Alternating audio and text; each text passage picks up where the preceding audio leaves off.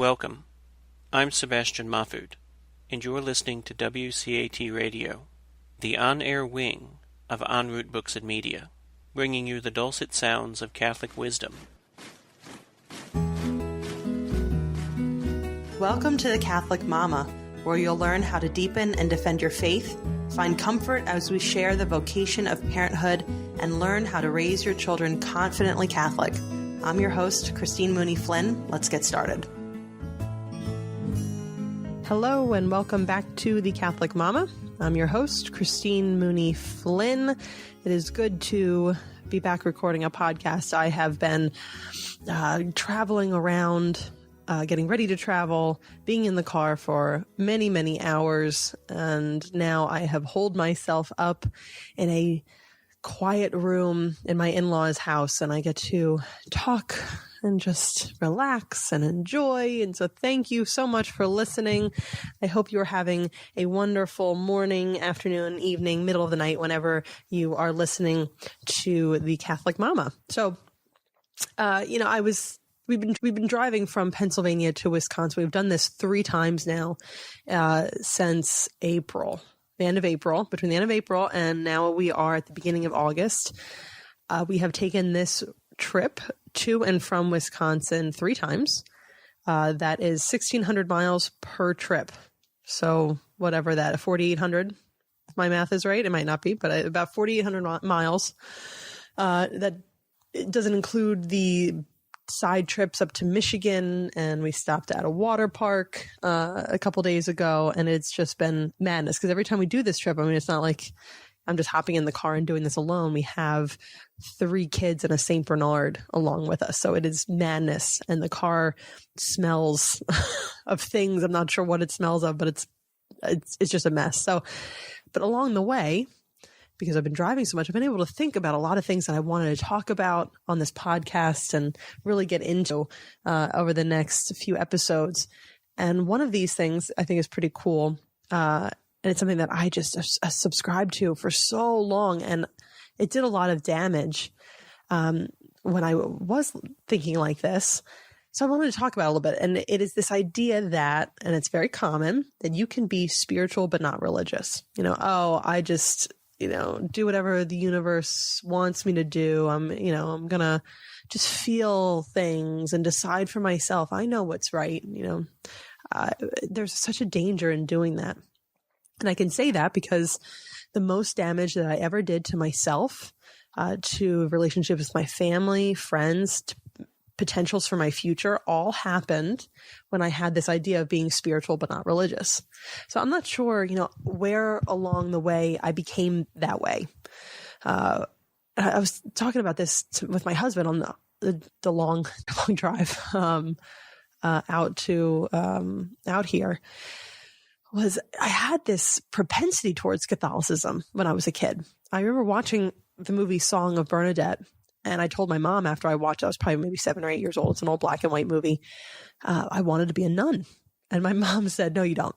You'll change your mind. You don't want that when you get older. Now, of course, I didn't realize, and how could I? I was 7 years old or so, that, if you're a nun, your life is given to Jesus completely. There's no marriage or kids or sex, I think is really, she was probably thinking that maybe I would change my mind about that. But so, I wanted to be Catholic. I wanted to be a nun when I was a kid.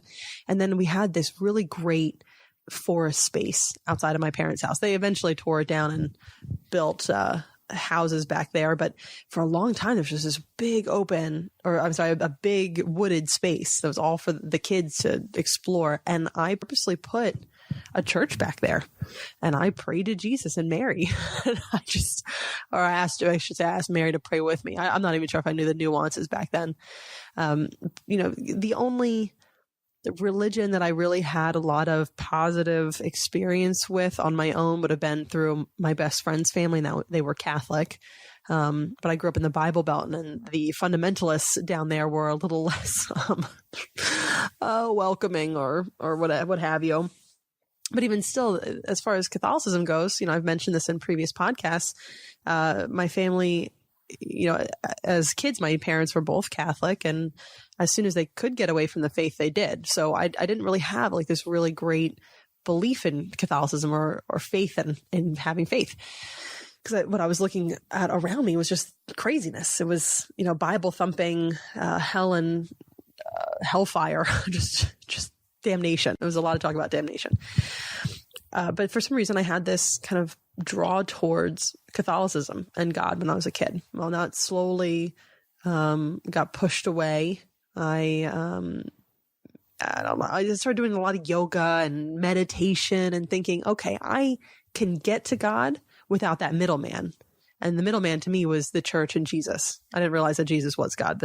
I just thought he was kind of like a nice guy, a nice guru or some sort. So, I started doing yoga. I started meditating. I started studying Buddhism. And I was like, I'm good. I can do this on my own. I don't need anybody telling me how to find God. It's funny though, because God did come and tell us how he wants us to have a relationship with us. He gave us a really specific guidelines. So it wasn't that a middleman was telling me how to find God. God told me how to find him. So, but that's something that maybe a little too nuanced for my teenage and early 20s self to really really understand or appreciate. So, I started doing these things that I was just, I'm just with it, like other people, they don't get it. They don't get how spiritual I am. And, an old boyfriend had told me that I had a holier than thou attitude. And of course, at the time I was like, no, that's just you not being spiritual. You don't understand. I have dreams and I think they mean something. And, astrology, I think there might be something to that. I am stubborn. I'm a Taurus and I'm stubborn. It must be true. And I can do yoga and meditate and, I can feel at one with the universe. I don't need God. I am God in a way. We're all connected to the life force or whatever. And of course, I love Star Wars. I'm a big sci-fi person. So Star Wars, the force, right? It's the good and the evil, the light and the dark. Why God's not there? God's not in the force. It's just the universe. This idea of I'm not even sure that basically when you say that, you are putting stock, you're praying to the creation rather than the creator. Is really what that boils down to. So I just identified myself as part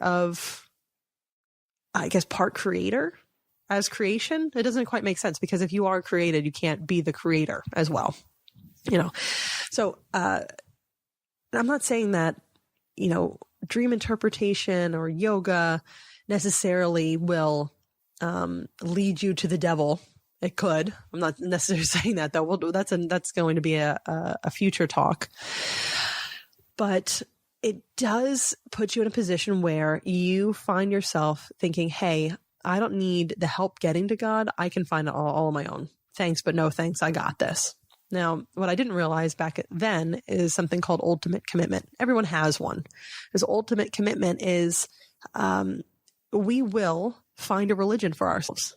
It could be Christianity. It could be communism. It could be yoga. It could be Saint Bernard's. I don't know. It could be anything. We can create a religion for ourselves out of anything, and we can attach ourselves to it. And all of the majority of our actions, feelings, thoughts will be oriented around that thing.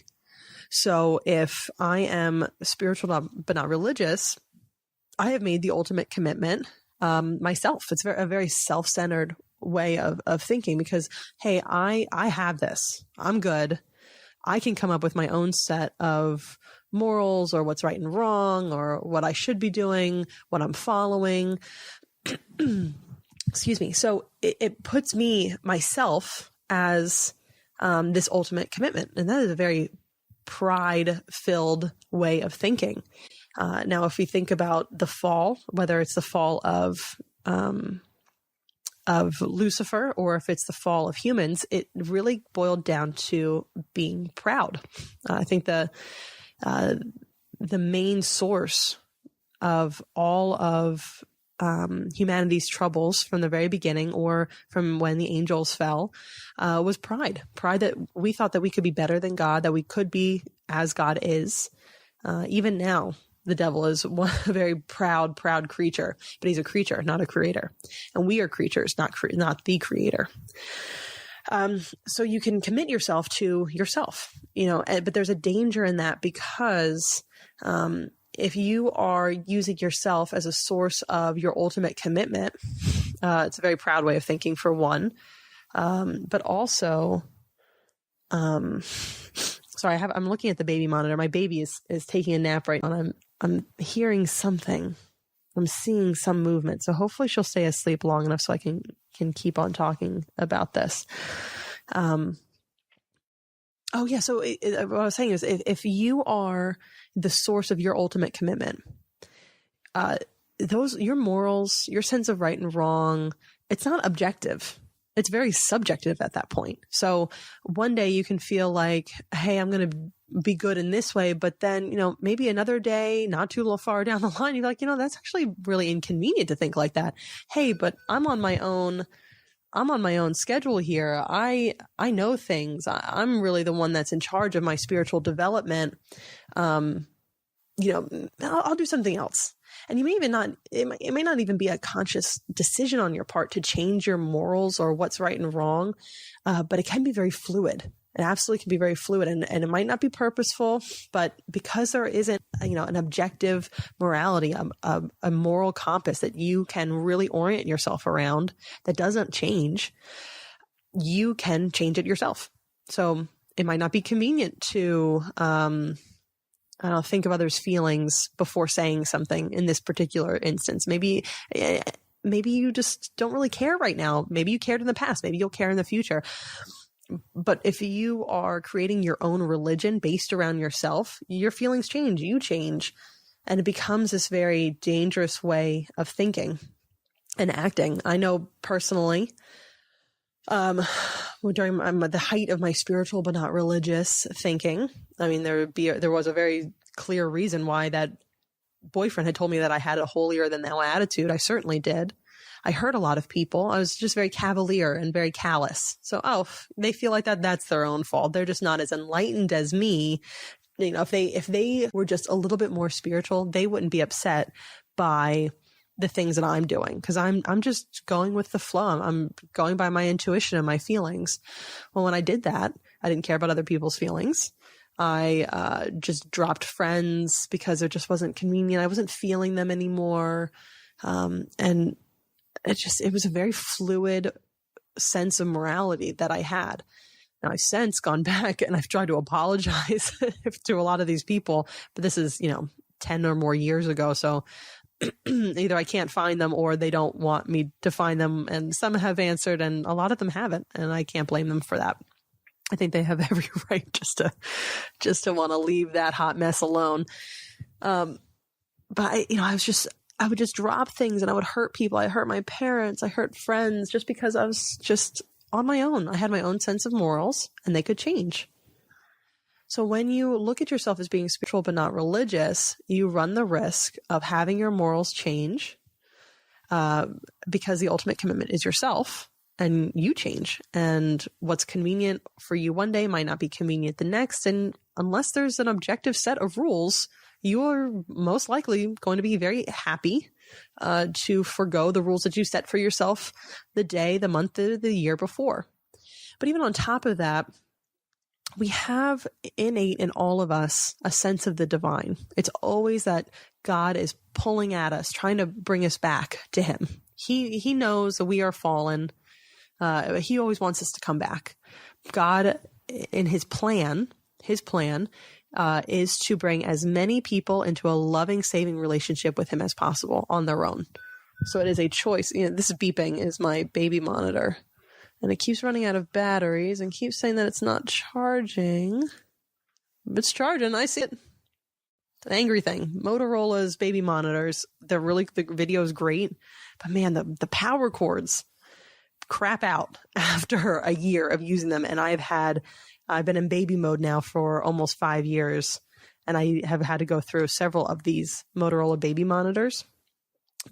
Only because the monitor is fine. It's the power cord, and you cannot get a replacement power cord. Motorola will not give you one, and you can't get a generic one that'll actually work. So word of the wise, the Motorola baby monitors are great. They look great. They sound great. You can zoom in. You can talk to your kid through the microphone. Never had a problem with that. But the power cords, they're very flimsy and they don't fit in anymore. If you have the baby comes by and pulls down the monitor while it's on, or you have it plugged in and the baby pulls it down, or for us, the St. Bernard's dog tail has gotten caught up in the cord and dragged the monitor down on the ground. The monitor's fine, but it makes the plug that goes in, the little USB or whatever it's called, the little plug is very flimsy and it starts to break. So I don't know another option. If somebody has a better option than the Motorola baby monitors, let me know, because this is driving me crazy. It's all taped up. It's just it's a mess. So it keeps beeping, telling me that it's not charging, but it is charging. Anyway, so what was I saying? See, now it's gone. Oh, the sense of the divine. We all have it within us. When people would say to me, oh, it's God's plan. It's in God's plan. Well, what the heck does that mean? God's plan? Then it was explained to me, God's plan is to bring as many people as possible into a loving, saving relationship with himself. That's what his plan is. So in that plan, there may seem like there's unbearable suffering. There may seem like people are getting such good things and other people are getting such terrible things. But it boils down to everything is perfectly balanced and just as it is supposed to be, to bring the maximum amount of people to God. Now, that means that there will be people who fall through the cracks at this point. That is a very sad reality, but it is a reality. Not everyone people will suffer. That's really what it boils down to. But we have to look at the whole across all of time.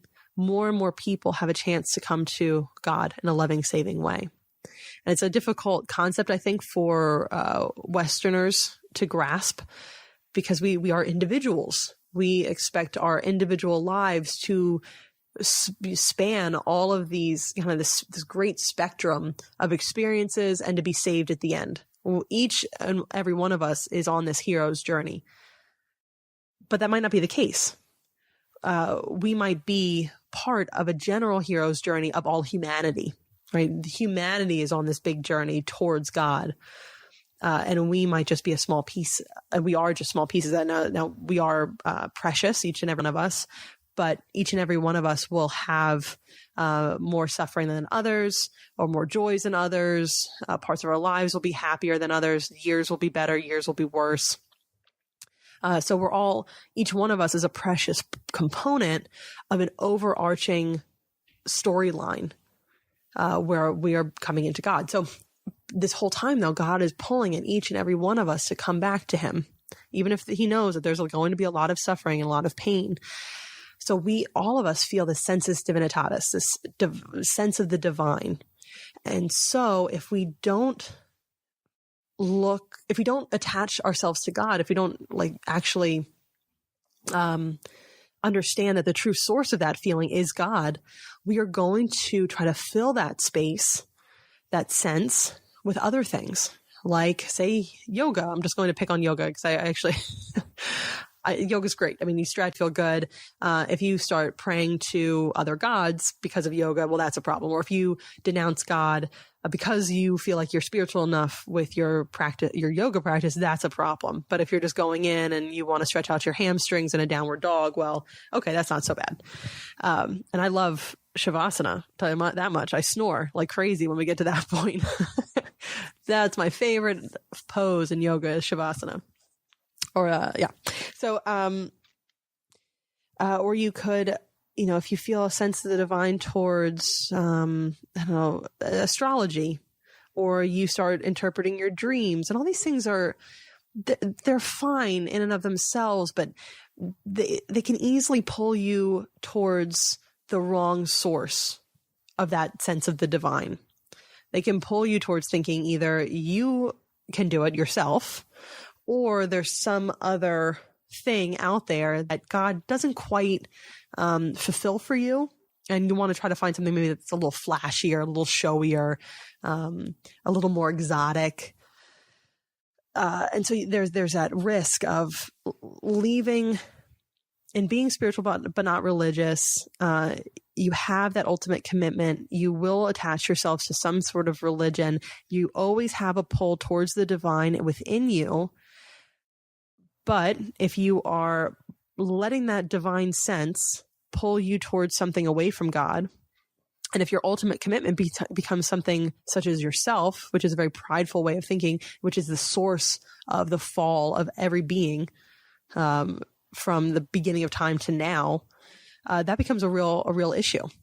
And that's when you can have a changing sense of morality. You can do things that are convenient at one time, but a little inconvenient at another. So you'll just forget that. Right and wrong are more fluid.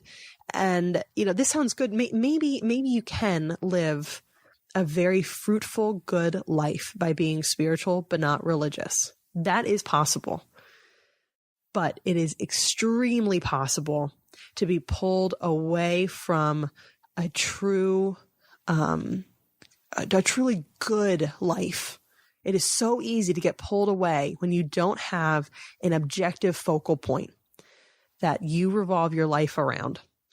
If there is God, and God told me how to live, and God's commandments to me were to love himself above all others and love others as much as I love myself. I can, even on the tough days, even the days where something feels inconvenient or I would like to change my mind, I know exactly what I should be doing in order to live a good life. If I don't have that on a bad day and I don't feel like doing something, I'll just do it and I can brush it off as saying, well, that didn't, I'm spiritual. It's okay. I atoned for it. Whatever. I'm good. There's a huge risk there. So yes, you can be spiritual, not be religious, but you're taking out the thing that keeps you grounded and keeps you being a good person. But even if you do manage to live a very, very good life by being spiritual but not religious, that's great. Do you think that you can pass along objective morality to your kids without them having an objective moral system? I'm not sure. You can see people who say, one person grew up Catholic, leaves the Catholic faith, raises their kids, is able to instill morals that they had ingrained in them because of their Catholic upbringing into their kids. They may do a pretty good job of doing that. But then those kids, as they grow up, and now if they're now spiritual but not religious, or maybe not even spiritual at all, how or where are they going to find the morals to pass on to their kids and then their kids and then their kids? It becomes more and more relative as you go along, more and more subjective. You need an objective moral code that's ingrained and consistent across every generation in order to keep passing that down. So yeah, you could say, oh, hey, I'm a good person. I don't need religion. I'm good. Are your kids going to be good? Are their kids going to be good? You're putting a lot of stock in your ability as one person passing down a set of morals to many other people. Yeah, I realize this is actually one of the reasons that I started becoming open to religion over the past couple of years, was because I was realizing my kids were starting to have friends outside of our family, and outside influences were starting to come in. And I thought to myself, how am I supposed to do this alone? How am I supposed to teach them about right and wrong, good and bad, all on my own? And I realized that it's not actually on my own. It doesn't have to be on my own. There is objective morality. There is a code of honor. There is an understanding of good and evil and what my kids would have to do to reach a status of being a good person. And it's there, and it has a community. There's a church, and they can be rooted in that morality. And it's not just me trying to do this all by myself. So as a spiritual but not religious person, it would have been, it would have been so difficult to try to tell my kids, hey, this is what good and right and wrong and bad actually is. Because when are they going to tell me, well, why? Who came up with that? Myself? Because history? These things change all the time. You need that objective focal point. So yes, you can be spiritual but not religious and be a good person, but it's not just about you. You change. Your kids are going to change. Things change. The world changes. What stays consistent is God and his objective morality. So if you can root yourself and ground yourself to that, there's much less danger. If you know exactly what you need to do, now I'm not saying it's easy. What you have to do is probably not going to be easy. Being a good person is not an easy thing to do, but it can be simpler. You can understand exactly what you need to do. Now in theory, so it's more simple in that regard. In application, it's probably still going to be tough. But if you don't have that, if you're just spiritual, not religious, things change.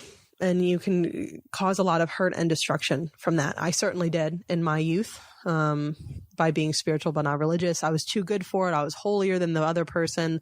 I had dreams that I thought meant something. I knew things. I dabbled in the Ouija board and all these things that just made me think that I have this all on my own. I am a part creator all on my own. I'm part of the universe, this ebbing and flowing of all these souls. Just kind of a lot of mumbo jumbo that when it was inconvenient for me to act in a certain way, if it was, the harder thing was to be good, I was very simple or easy to brush it off and say, oh, well, the person that's just suffering because of me, I'm doing them a favor. They need to understand. They could be more spiritual themselves. They'll get over it. Like I said, that's a very cold, mean way to live. And I definitely hurt a lot of people by that.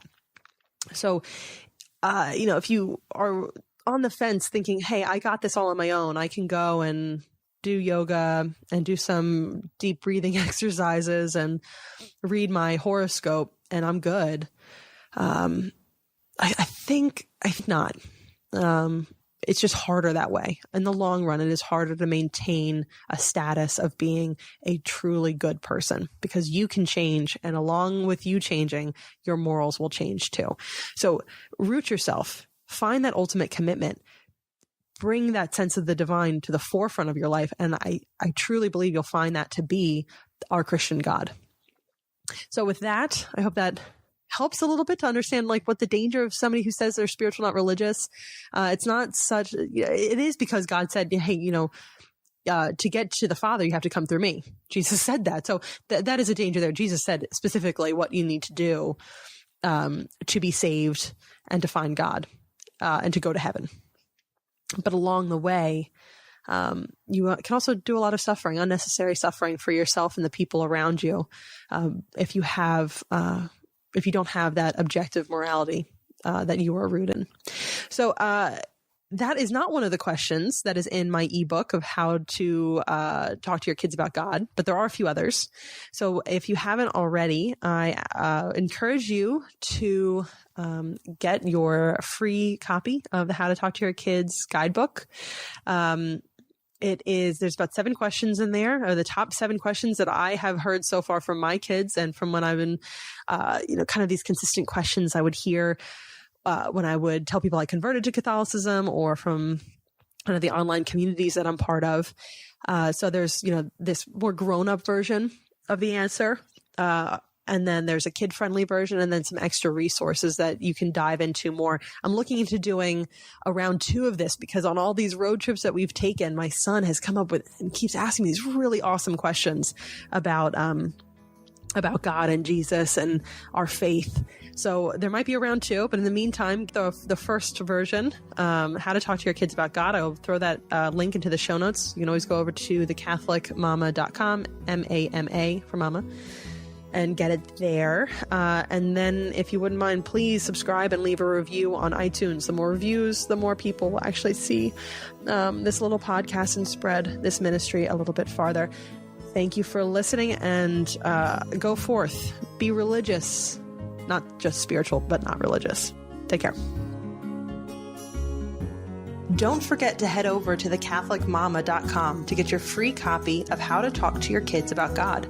This handy little ebook will teach you how to broach the topic of God with your children or how to respond to your kids when they want to talk about God, as well as give you answers to 7 of the trickiest questions about the faith that Christian parents face. You'll love the easy-to-understand grown-up answers, the pared-down but not talked-down answers you can share with your kids, plus recommended resources if you'd like to deepen your understanding of the topic. Get yours free at thecatholicmama.com.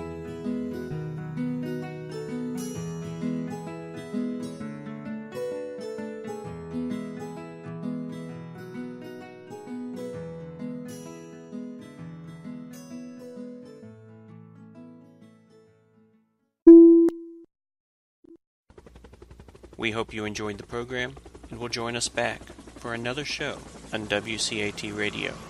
This is Sebastian Mahfood. Good day.